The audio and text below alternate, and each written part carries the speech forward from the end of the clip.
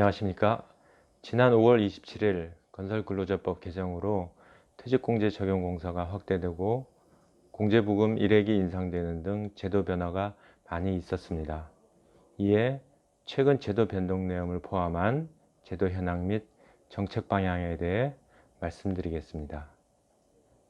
사무직과 같이 1년 이상 근로한 상용 근로자는 퇴직 후 생활 안정을 위해 퇴직금을 지급받습니다.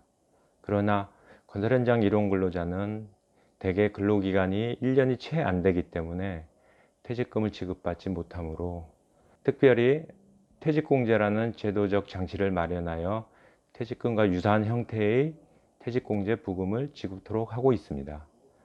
건설 근로자가 현장에서 근로하면 사업주는 근로자 앞으로 공제부금을 적립하고 해당 근로자가 퇴직 등 요건을 충족할 때 이를 원금과 이자로 받아가는 제도입니다.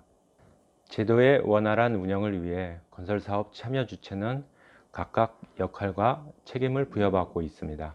먼저 발주자는 퇴직공제부금비를 공사 원가에 반드시 반영해야 하고, 건설사업주는 소속 근로자의 퇴직공제 가입, 신고, 부금 납부 의무를 이행하여야 합니다. 건설 근로자 공제에는 공제사업을 운영하는 주체로서 부금 수납, 지급, 자산운용 등 역할을 수행하고, 건설 근로자는 가입 사업장에 근로를 제공할 책임과 공제금을 청구할 수 있는 권리를 가지게 됩니다. 최근 건설근로자법 개정으로 퇴직공제제도의 변동사항이 많이 있었습니다. 첫 번째, 가입 대상 공사의 확대입니다. 공공은 3억, 민간은 100억 이상 공사에서 공공 1억, 민간 50억 이상 공사로 대폭 확대되었습니다. 2020년 5월 27일 이후 입찰 공고하는 전기, 정보통신 등 공사부터 적용되고, 건설공사는 현재 진행 중인 건설산업기본법 시행령 개정 이후 적용됩니다. 8월 정도 개정될 것으로 예상하고 있습니다. 두 번째, 사업주가 납부하는 1일 공제부금 금액이 종전 5,000원에서 6,500원으로 인상되었습니다. 2020년 5월 27일 이후 입찰 공고하는 공사부터 적용되므로 그 이전에 발주된 공사는 종전과 같이 5,000원을 납부하면 됩니다. 세 번째, 사업주가 근로일수를 신고하지 않거나 잘못 신고한 경우 피공제자인 근로자가 직접 신고할 수 있도록 하였습니다. 근로자의 신고로 사업주의 근로일수 신고 의무 위반이 밝혀질 경우 과태료가 부과될 수 있으므로 주의해야 할 것입니다. 네 번째, 발주자의 공제부금 납부 특례 제도 도입입니다. 발주자가 사업주에게 부금을 지급하지 않거나 사업주의 파산 등 사유로 근로자에게 부금을 지급하지 못하는 경우 발주자가 직접 지급해야 합니다. 만약 민간공사와 같이 발주자가 공제부금을 지급해 주지 않을 경우 납부 특례 제도를 활용하여 대처한다면 효과가 있을 것으로 보여집니다. 최근 제도 개선 외에도 정부는 퇴직공제의 사회안전망 기능 강화를 위해 다양한 정책들을 추진하고 있습니다. 체계적인 인력관리와 퇴직공제 부금 신고 누락을 방지하기 위해 전자카드제를 도입하고 2020년 11월부터 시행 예정입니다.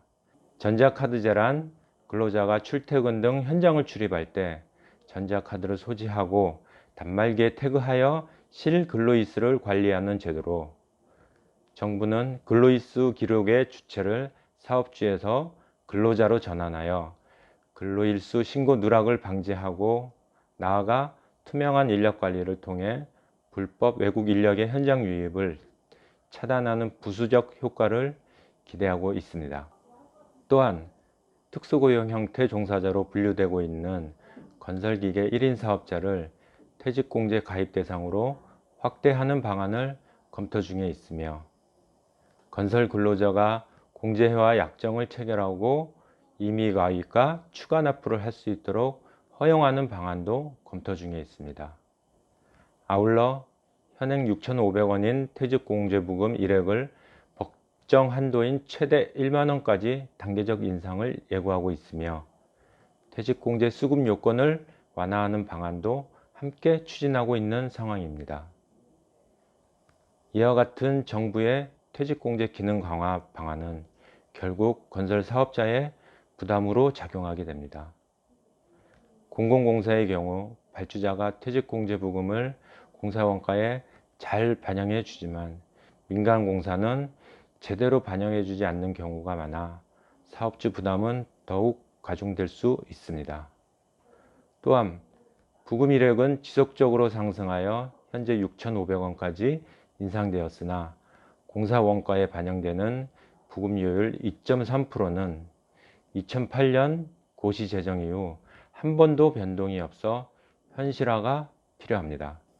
협회는 이에 대한 영향을 최소화하기 위해 단기적으로 공제부금 반영료율 현실화와 원하수급인이 각각 분리하여 신고 납입하는 방안을 검토 추진 중에 있으며 장기적으로 업계 부담을 근본적으로 해결하고 동반자인 근로자와의 상생을 위하여 발주자의 퇴직공제 부금 직접 납부 의무화를 추진하고 있습니다. 이를 위해 근로자 공제회 및 노동단체 등 협업을 통한 전략적 대응을 모색하고 있습니다. 이상으로 퇴직공제제도 현황 및 정책 방향과 이에 대한 업계 대응 방안에 대해 말씀드렸습니다. 끝까지 경청해 주셔서 감사드립니다.